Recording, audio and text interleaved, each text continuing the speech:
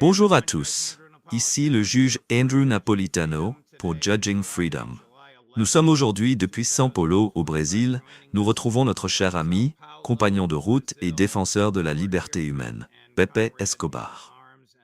Pepe, bienvenue mon cher ami. Merci d'avoir interrompu ton voyage pour nous rejoindre. Je veux te parler longuement des BRICS. Tu viens de passer une semaine au cœur même de leur hiérarchie et tu as beaucoup à nous révéler. Mais avant d'en arriver là, il semble désormais, à en croire les déclarations du secrétaire à la Défense Pete Hegseth et du président Donald Trump, que ce dernier augmente en réalité le volume de l'aide militaire envoyée à l'Ukraine. Comment cela est-il perçu au Kremlin? Eh bien, Judge, il ne se faisait aucune illusion dès le départ. Dès le début, il se disait « Bon, donnons-lui le bénéfice du doute. Voyons ce qu'il fera dans les premiers mois. » Mais on en est arrivé là, parce que la fin promesse de régler la guerre par procuration en Ukraine avec un simple coup de fil de 24 heures ou quelques autres gadgets rhétoriques n'a évidemment pas fonctionné. Trump n'a jamais été prêt à s'attaquer aux causes profondes de cette guerre. Résultat, elle va se prolonger, comme une guerre sans fin. Bien sûr, les Européens achètent des armes américaines à des prix exorbitants. Théoriquement, ce sont eux qui sont en première ligne dans l'armement de l'Ukraine. Mais en réalité, ce sont les États-Unis qui mènent l'opération depuis l'arrière. Est-ce que cela va modifier d'un iota la stratégie militaire de Vladimir Poutine? Bien sûr que non. Évidemment que non. Cette stratégie a été définie il y a 3 ans et 5 mois. Elle ne changera pas. Ce qui peut évoluer, c'est quand la Russie décidera de s'arrêter, comment et à quelles conditions. Des conditions qui impliquent une capitulation totale de Kiev. C'est tout. Ce sont les seules variables. Et ceux qui les connaissent sont Vladimir Poutine, peut-être quelques responsables du ministère de la Défense, mais ce n'est même pas garanti, et certains membres du Conseil de sécurité. Peut-être même pas tous. Tu voyages à travers le monde, ça on le sait. Tu es actuellement au Brésil, et on en reparlera dans un instant. Mais dis-moi, ressens-tu une sorte de perception collective chez les gens que tu rencontres, qu'ils soient simples citoyens, élites, responsables politiques, universitaires? Et si oui, est-ce qu'aujourd'hui, la guerre en Ukraine est perçue comme la guerre de Donald Trump? Oui, Judge, absolument. Et c'était au cœur même des discussions la semaine dernière à Rio, avant même l'ouverture officielle du sommet des BRICS. Le sommet a débuté officiellement dimanche et lundi. Mais avant cela, il y a eu de nombreuses réunions. Et nous avons notamment eu beaucoup d'échanges avec des Russes, des responsables politiques russes, des universitaires chinois et de nombreuses personnes venues d'Afrique. Et chaque fois que le sujet de l'Ukraine surgissait, tous comprenaient parfaitement ce qu'elle est réellement. Une guerre par procuration des États-Unis contre la Russie et la Chine. Ils comprennent également que l'Asie de l'Ouest, autrement dit le Moyen-Orient, est le théâtre d'une autre guerre contre l'Iran, et encore une fois, contre la Russie et la Chine. Ce qu'ils voient, ce sont des guerres américaines sans fin. Mais en réalité, des guerres contre les BRICS dans leur ensemble. Un thème revient constamment dans toutes ces discussions. C'est que l'empire du chaos, les élites dirigeantes américaines, avec leur actuel maître de piste du cirque, ont enfin compris que les BRICS représentent une menace existentielle contre leur domination unilatérale. Autrefois, à Washington, on se moquait des BRICS, on les traitait de clubs de discussion. Mais aujourd'hui, ce temps-là est révolu. Les BRICS sont désormais au cœur du bouleversement des relations internationales. Très bien. J'ai encore une question sur l'Ukraine, et après je te lâche la bride sur les BRICS. Chris a rassemblé quelques extraits où Donald Trump s'exprime sur l'aide militaire à l'Ukraine. Je ne peux pas imaginer Vladimir Poutine parler comme ça. Qu'est-ce que le Kremlin peut bien faire d'autre, à part secouer la tête devant ça? Il n'y a pas pensé. Je ne sais pas qui a donné l'ordre. Mais si l'ordre avait été donné, je le saurais. C'est un non-sens absolu au plus haut niveau. Exactement. C'est au-delà du clonesque. Et ça prouve une dissonance cognitive ahurissante au sommet de l'administration américaine. Mais les Russes, eux, ce sont des acteurs rationnels. Comme ils l'ont encore démontré la semaine dernière au sommet des BRICS. Ils observent. Ils sont parfois perplexes, parfois amusés. Ils secouent la tête et ils poursuivent leur avancée vers l'ouest, en Ukraine. D'accord, je me suis trompé. Il me reste une dernière question. Avant de te laisser filer sur le sujet BRICS, quelle est la position du Kremlin et celle des BRICS sur les crimes de guerre, les massacres et le génocide commis par Netanyahou à Gaza? C'est une condamnation explicite, Judge. Elle figure dans la déclaration finale, rendue publique lundi en fin d'après-midi à Rio, dès le premier jour du sommet, pas le deuxième. Les rédacteurs de cette déclaration ont travaillé sans interruption pendant plusieurs jours avant sa diffusion. Et parmi les points principaux figurait un langage très ferme pour condamner l'attaque contre l'Iran dès le début. Les 10 membres des BRICS ont tous validé cette formulation, qui a ensuite été transmise aux 10 autres partenaires associés. Ils ont tous approuvé la condamnation de Gaza, sans aucune restriction. Et venant d'une organisation multilatérale, c'est extrêmement grave. Bien plus grave encore que les condamnations, jusqu'ici, exprimées par l'ONU. Parle-nous de la déclaration finale. D'après ce que tu m'as communiqué, elle abordait les thèmes de la finance, de la sécurité et de la culture. Commençons par la finance. Qu'est-ce qui a été décidé? Que vont faire les BRICS? Et que peuvent-ils faire en matière de transactions commerciales entre leurs membres et entre eux?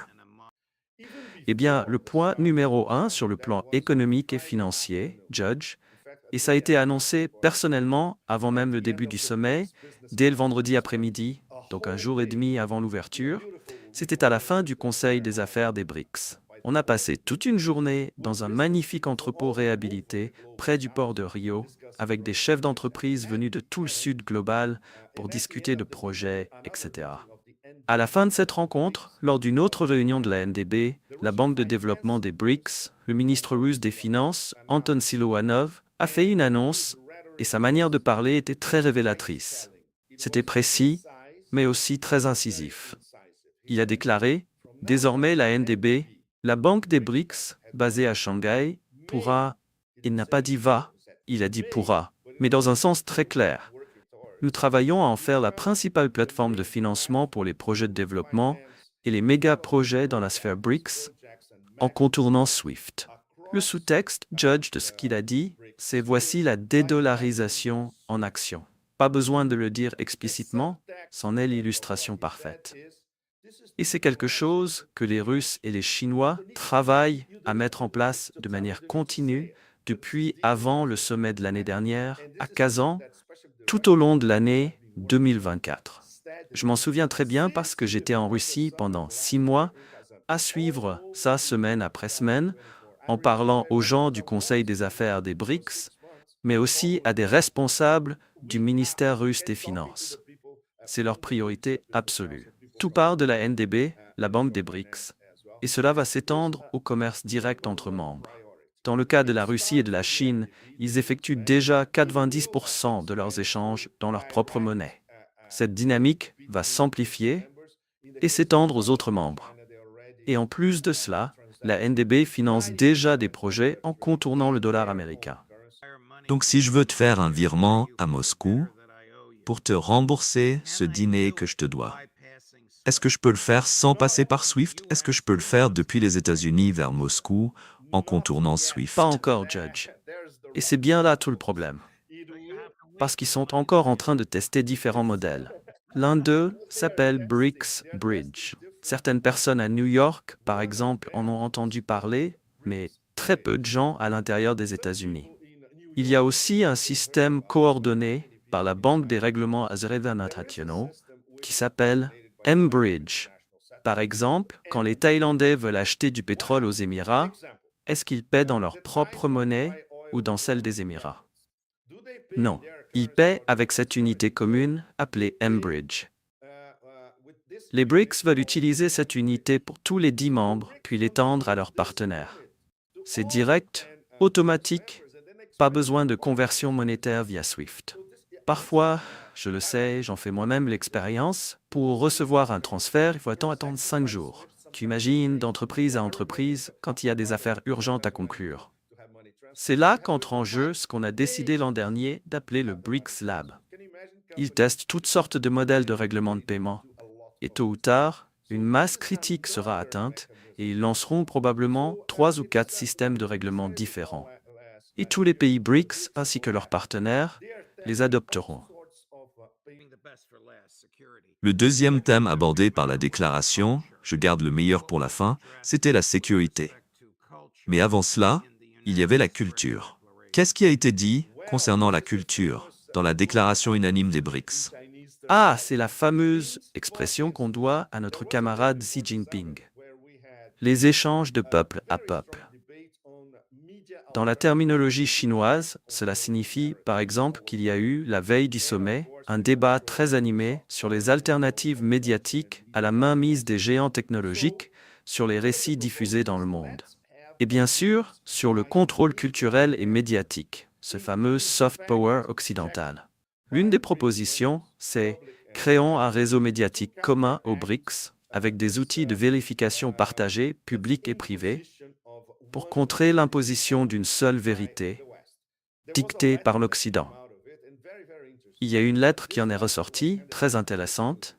Elle a été remise en main propre à un partenaire des BRICS, le président Díaz-Canel de Cuba.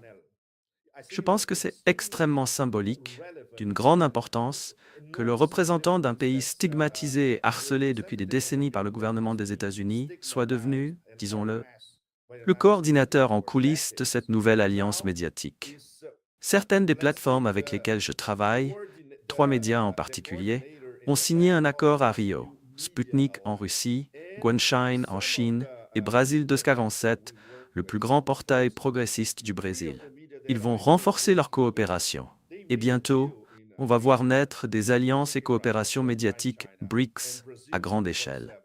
Et les nations BRICS ne seront plus soumises aux dictats des big tech, ni aux récits dominants des médias occidentaux, dont, soit dit en passant, la couverture du sommet BRICS de Rio a été absolument pathétique. Et qu'est-ce que la déclaration disait sur la sécurité collective ou mutuelle? C'est très important. Les BRICS ne sont pas une alliance militaire. Ce n'est pas exprimé de manière explicite dans la déclaration, mais c'était bien présent dans les discussions, notamment le premier jour, dès le matin, lors de l'ouverture officielle avec le président Lula et l'intervention en ligne du président Poutine. C'est un point clé parce que les BRICS sont souvent accusés d'être anti-occidentaux. Faux. Les universitaires chinois ont une formule magnifique.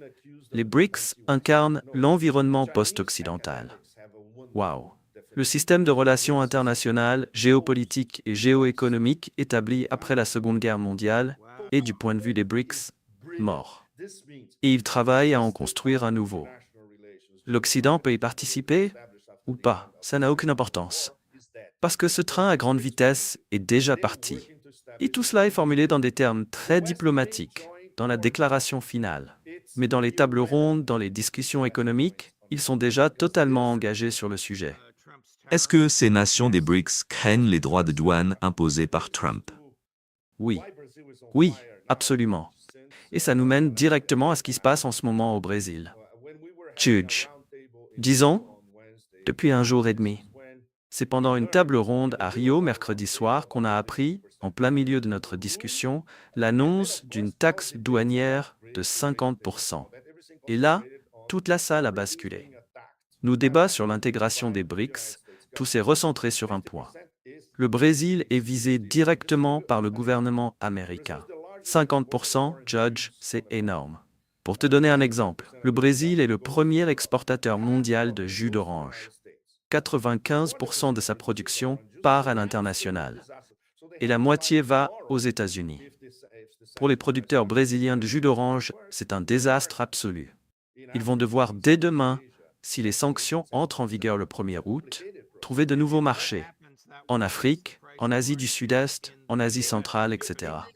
Mais ce genre de réorientation commerciale, c'est un processus lent et complexe. Et si ça se concrétise, ça fera grimper le prix du jus d'orange aux États-Unis. Pourquoi? Oui, parce que ça va assécher l'offre sur le marché américain. Est-ce qu'au Brésil, on pense que Trump fait ça à cause du procès de Bolsonaro, comme il l'a affirmé lui-même? Parce que dans ce cas, la taxe est illégale, selon la loi américaine. Il ne peut l'imposer que pour des raisons économiques, pas politiques. Tu as parfaitement raison, Judge. C'est illégal selon la législation des États-Unis, mais aussi selon le droit international. Et c'est d'autant plus grave quand on considère ceci. Les États-Unis enregistrent un excédent commercial avec le Brésil depuis 15 ans.